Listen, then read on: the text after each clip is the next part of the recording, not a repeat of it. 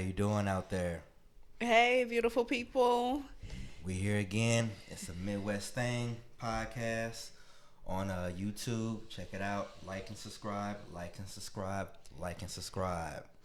Um, So again, Today, go go ahead. ahead. Go ahead, baby.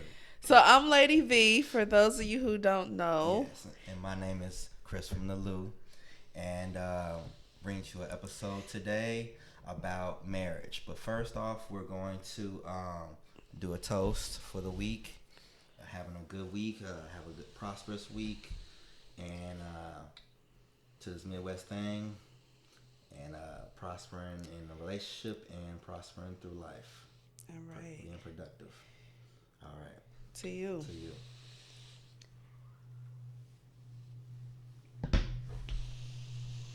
Okay, now a couple days ago, there was an episode of the Breakfast Club, and they were talking about is marriage even a thing anymore now in this age that we're in.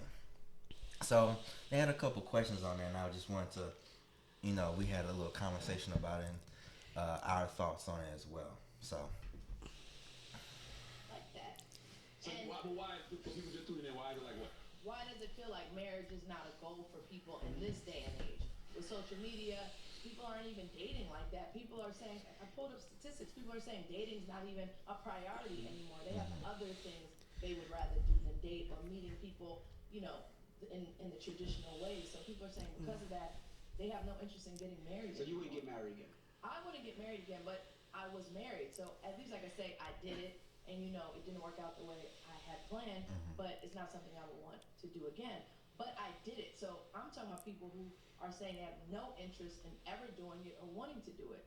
It's not like a goal of people, and even people that are in relationships, a lot of them are not saying like the goal for our relationship is to get married. It's like the goal is to be together, have a dope relationship, and be companions forever. But people are not feeling like this.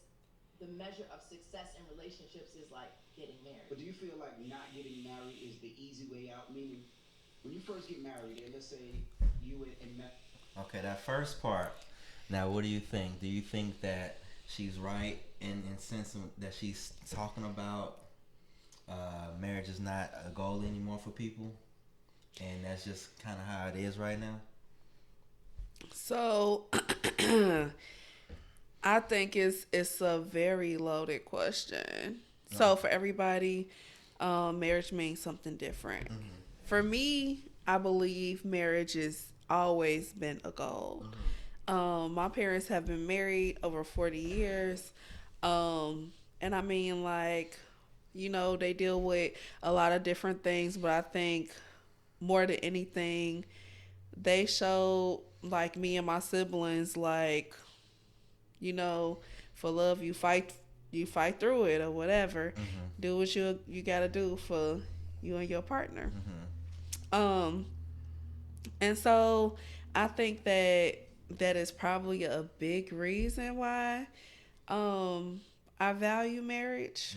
But I think as a whole, I value family. And one of the reasons I think Lala mentioned why marriage is not necessarily like as popular or spoken of in today's culture is because of the hookup culture, We and gotta talk about that in another because episode. Hookup culture. of people just like being comfortable with where they are. And so like marriage is one of those things that takes work. And I think in general, not just with marriage, but with a lot of things that I feel like I've noticed, like each generation, like giving up easier on like things that our ancestors fought for, that they had a hard time, like even like they used to have to sneak and get married in slavery days and stuff, Okay, like yeah. you know even like interracial marriages and stuff. Like I have a couple of those in my family. Like that was against the law years ago. And so like so many things like that our ancestors fought for, our like our children, Yeah. whatever, well, I don't have any kids right now, but like I have always worked with young people, Mm-hmm.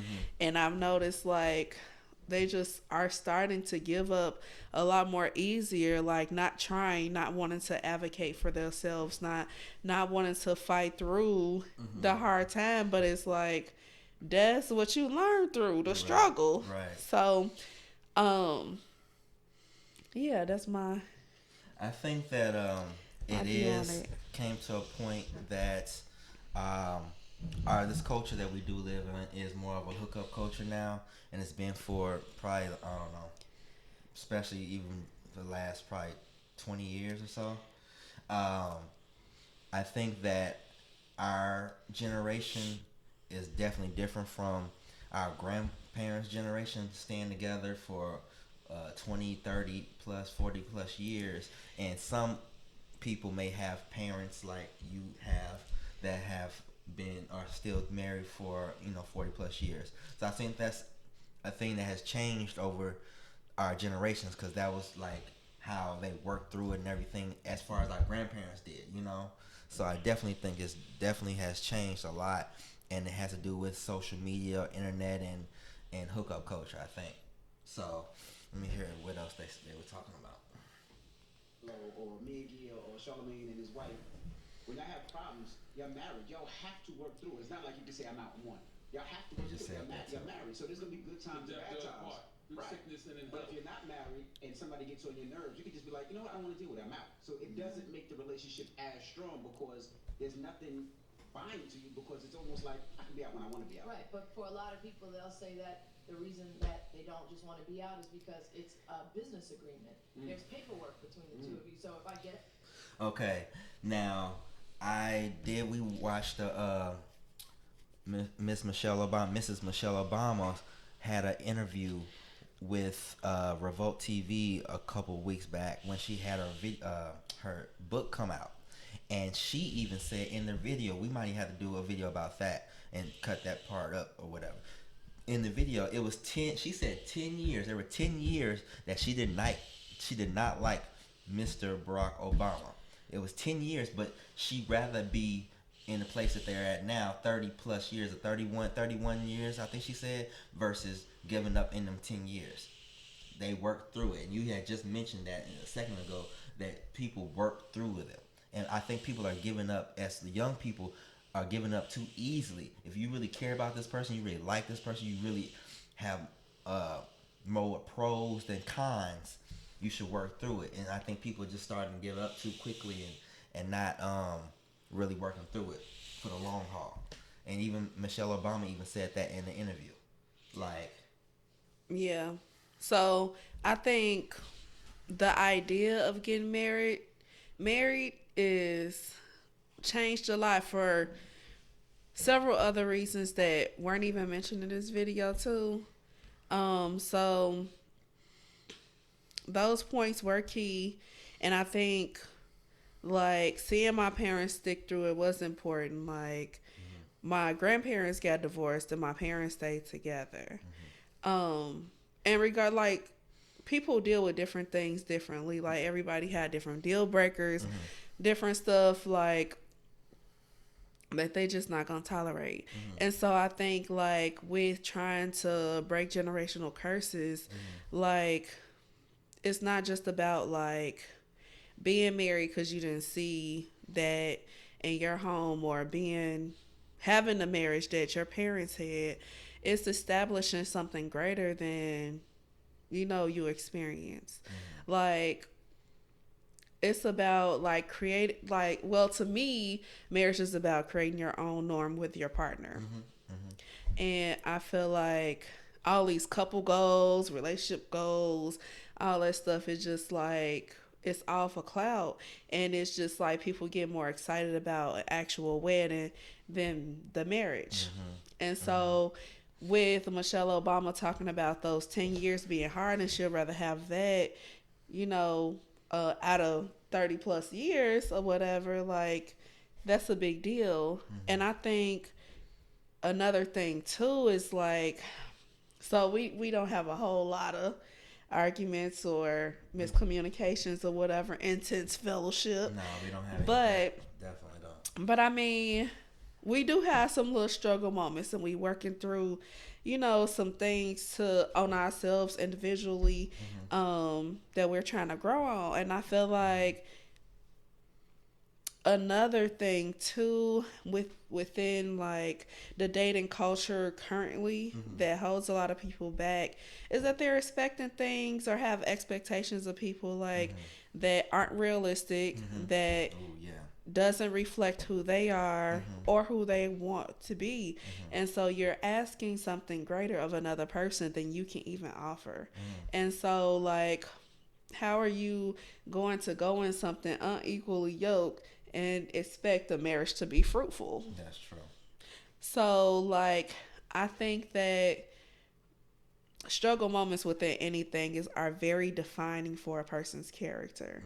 And I think Words. because like we're both growing in the space that we're in right now, I think that it has definitely bonded us stronger together, and that is gonna allow us to, move forward with our marriage, with being able to communicate those issues and, push through the pain. Right, right.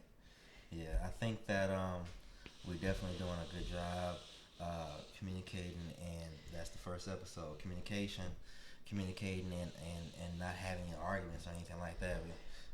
We rarely have arguments. It's just very rare. And I think they're not even arguments. They're more like just discussions, really, to be honest with you. So I think that working through those things and doing it for the long haul is important. I think like Miss Lady V has said that I think people are giving up too easy in this culture and not actually really, having realistic relationship goals, not these, I don't know, plant-based, materialistic type of goals, I guess. I mean, you can have your standards. I mean, you can have standards, but at the same time, you can have your boundaries, you gotta be a little more realistic too, so. Deal breakers and all of that stuff, but I mean, sometimes I think you have to revisit the list. And just in this, as you grow as an individual, I think like your expectations and your needs change over time. So like, what you're looking for may not be what you need. But one of the other points that I want to get to before we get off topic. Okay.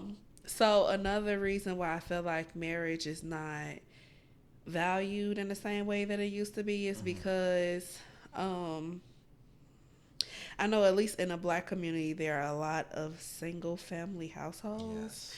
Yes. And so like there is a strong push or move towards like I could do it by myself, like I don't need nobody else, all those other things or whatever. But like in the last couple of weeks in our sermons at church have been specifically around connection, and we are stronger together. Like it's a lot to deal with life by yourself. Like not having a support system, not having somebody like A to partner vent to, yeah. to connect with, and especially like having a life partner to be able to do life with and to support you in those moments are very key and important. Like one of the pastors from my home church, one of his big sayings always is, we are not ourselves by ourselves. Preach. And so like by ourselves, we probably are more honest than we are with other people. But when you have a partner that has become your best friend or whatever, if you allow them to be, then it just opens up a new space. So like for me personally, I am too selfless to be in a relationship with somebody that's selfish. And so when I come home, I need a relationship that's giving. Like, like you don't have to financially give to me, but I need you to pour into me in a way that I can't pour into myself because I've given so much of myself or whatever. So, like, you really have to think about what you need. It all be coming back to balance. Yes. Find someone that balances you, that knows how to comfort you, that is good with giving you constructive criticism without like beating you down, without like making you feel less worthy than what you are. Like you want to feel like, you know, regardless to what kind of day I had, like when I come home, I feel good with my partner here. And that don't mean like every day gonna be rosy, Right. but I mean like find balance and find somebody or whatever that really can offset like that heaviness like that you deal with alone. Right. Right. And I think that that's very important, to have that balance and to have a partner that will support you in that way. It doesn't necessarily have to be financial all the time. It can be just a support system and support you in what you went through in your day, or things around the house or anything like that. I definitely think that uh, started back in, I guess, the late 70s, early 80s. Uh, People have, well, the system helped a lot with the single parent households. Government assistance, and government assistance was supposed to be temporary. And then you have people, people that have been on it for 20 plus, 30 plus years, and therefore they feel like they don't need a household or a partnership or whatever, and they just have a single family household. Now, it trickles down into having other problems later on, because a two-parent household is very important. My lady has a two-parent household, and I think a mother and father should definitely be in the household to make things come out the best for the children and going forward in life. So I think that that is a real problem that we have in this world, society today. Excuse me, especially amongst the black community. I'm not gonna go further and deep into that, but you ain't seen it, everything like that. So I definitely think that that also plays a part in whether marriage is valid, or rather people just want to get married anymore now in these times. Millennial going into what, Gen Z, I think. So that's the crazy part with that. I think people mainly just petty. Petty in what way? Like the whole thing, like if he a dog, I'm a dog too, and like, well, they cheated, so I'ma cheat too. You doing you, I'ma do me, or like, I don't know. It's just like tit for tat, or it's like really like we should be open in an open relationship without claiming that's what it is. Or they also got this new thing. It ain't new, but it's just new slang. Sneaky links. Sneaky link, having a sneaky link or a side person, chick or dude or whatever. Yeah, that name just changed over time. That's really not new, but Yeah, it's not, but it's just. It's just you such an old man. It's okay. I feel old now. I'm saying that just now. Oh man. Okay. So yeah, I think that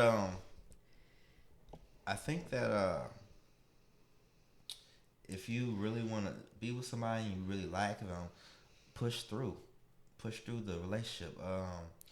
Push through it as long as there's no toxicity or domestic violence going on like that. Push through it. I think that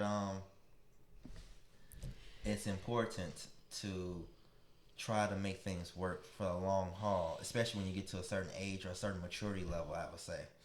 I also think that, like I said earlier, with Michelle Obama saying she hated Barack Obama for 10 years, and now here they are, like, still considered for most people, especially black people, still the president and first lady. You know what I'm saying?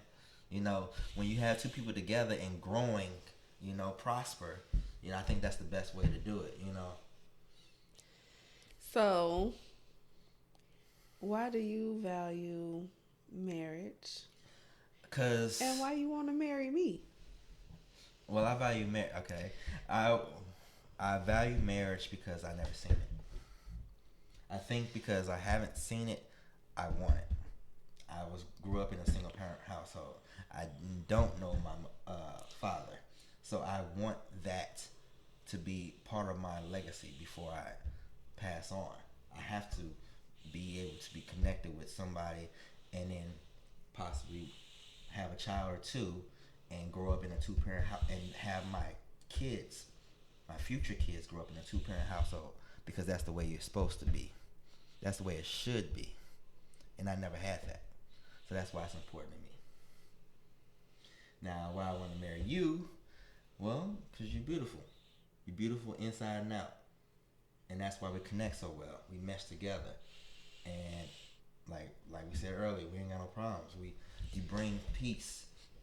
You bring more peace to my life. It's not no arguing and drama and bickering and bullshit. You know? We work things out, work things through. And that's why I want to marry you. That's cute. It's true, though. It's a long interview, but there was one part at the end when Charlemagne had a caller on the Breakfast Club, and she had broke down the actual Bible.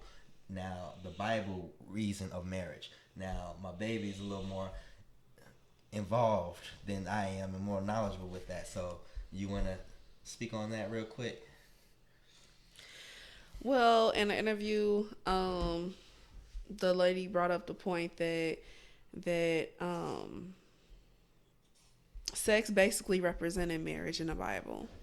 So yes, men had their concubines, they had their wives or whatever, but it was about commitment mainly. There was never any mention of marriage, really specifically, of like the ceremony of marriage. Like the ceremony of marriage was like, we about to get it in or whatever. They had they actual intercourse was the marriage. And so it's real interesting how much, like, I don't know if I would say Christian values as much as I would say Christian teachings, have influenced like the thought of sex before marriage or whatever. And I think part of that is trying to influence like young Christian ladies not to be a Jezebel, trying to like get young men to be respectful of women and all those things, like, because like sharing the fact that like, you know, y'all had sex together, y'all married, like there are soul ties, and that's more like you know, once you have sex with people or whatever, you take something from them or whatever. Yes, I think that's true. And that is very true in different ways or whatever. But the idea of like fornication and cohabitating, all of that being sinful, is more so like man-made, constructed. Like political ideas and Christianity have crossed so much that is like kind of, well, to me, identified what should be.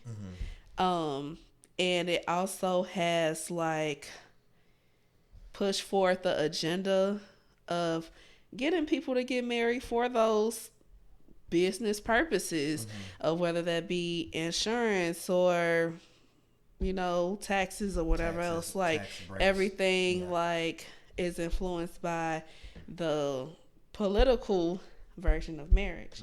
And so yeah, that's what a lot of Christian believers have adopted into believing. I believe even in like, it's interesting because with my ex, like that was like a thing like I feel like I battled with, because we were each other's first, but we weren't actually married. And like I feel like he kept bringing back the biblical part of like sex acting as the marriage. So it's like, when we did this was our commitment or whatever, and we've been committed all this time or whatever. So why do we need paper to confirm all these things? But I think too, in addition to like having a paper confirm it or whatever, like just having like people in your life die or like deal with different situations that are real heavy, and the spouse is the first person to kind of give word or make a decision on it. Okay. It's like become kind of like a double-edged sword. Like, so like now you kind of need both, even if you feel like you've already had the commitment without the paper. Yeah. Yeah. So they influenced it too. Okay. I definitely think that now it is obviously a business contract or a business. It is, but it's all like Miss Lady said. It's definitely more like it's all man-made. Like that's not the real reason or the real way marriage was brought, at least in the religious or the Bible thumpers out there, Well, to me, like based on like my knowledge from marriage in the Bible and like what it is today is socially constructed like race is. But I mean, like I think it's up to you to define what you want your marriage to look like. Right. But yeah, for it to be valid in the world, I guess you need your paperwork. But I think I think the commitment goes a lot further than that. Yes. Yeah. Yes. I think that I've even heard guys on some YouTube channels I listen to even talk about like getting married and wanting to get married, but not doing it through the government. Just like having their own ceremony, and like you said, commencement or commitment and vows without even actually going through the paperwork, because that's like the best way to do it without getting the government or the system involved with it, because there's a lot that goes along with that too. If y'all want to stay married, I mean, try their best. But if it doesn't work, all you really can say now is irreconcilable differences. I think that's the way to say it. And boom, divorce. Boom, possible alimony. Boom, possible child support. Boom, you got lawyer fees. You know what I'm saying? All that can happen just like that. Well, I mean, you could have all that with or without getting married, unfortunately. But I mean, yes. So I think the idea of commitment to one person forever scares people. We got trust issues. I think that's human nature. It takes a whole lot to trust somebody. Like, even if you know them for a while or whatever, like, it still be random things you be watching, trying to pay attention to for a while to see, like, is this what I think it is? So, I mean, like, yeah, commitment and trust loyalty, all those things. Like, I mean, I know like it's very hard to do. Like, Right. especially if you know you haven't always done that or been that person, like how you expect that from somebody else, or commit to somebody else in that way, or if you always been hurt, or in situations where you just are broken again, and it's hard to heal from that. And then when you don't heal from previous relationships too, it make it even harder because you just bring that in, Yeah. and it's just toxic. Yeah. Yeah. Definitely.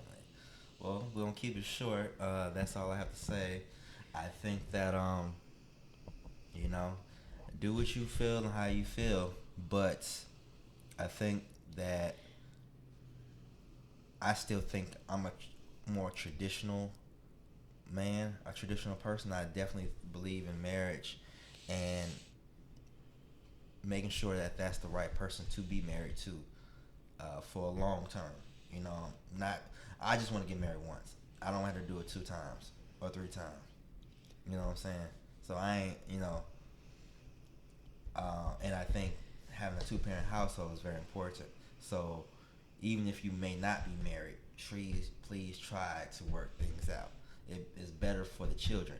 Who's gonna fail, or who's gonna be is gonna be worse off for is the children. You understand? So, uh, you want to say? So I do believe in marriage. I believe if you are strongly committed to a person, then that's one of the ways that you show it is through marriage. Um, I do not encourage people staying in marriages that are toxic or that are broken. Right. Yeah. Sometimes people stay in marriages for the kids, and you think it's helping the kid, and the kid see it too. Sometimes it's healthier for you to move forward, um, and heal from that pain, or move forward with your happiness, because how can you give happiness to your children if you don't have it or can't give it to them fully? I believe in general that the person that you marry, well, with any relationship, I believe that love starts conditionally, for romantic love, and it transitions to an unconditional love. And if I feel like it never gets to that space of unconditional love, then it may not be a great consideration for marriage. Okay. Because when you have conditions on love, then it's always an opportunity or a reason to think about leaving, to consider what other options you have, or if this is what you need. So, my prayer for you is to find what your self love is, what your worth is. Find someone that balances you, regardless to gender or sexual orientation, all of those things, or whatever. Find someone that makes you happy, and pray that God give you discernment on if that person is for you, and fully commit if you are wanting to do that. Okay. Anytime you half-ass it, is you're gonna get half-ass results. That's true. So go all in. All right. That was lovely. I like that. Till next time, it's a Midwest Thing podcast. It's a Midwest Thing podcast on Instagram, all one word. And it's a Midwest Thing podcast on YouTube. Like and subscribe, like and subscribe, like and subscribe. We'll see, until next time, we'll see you again. Peace. We out.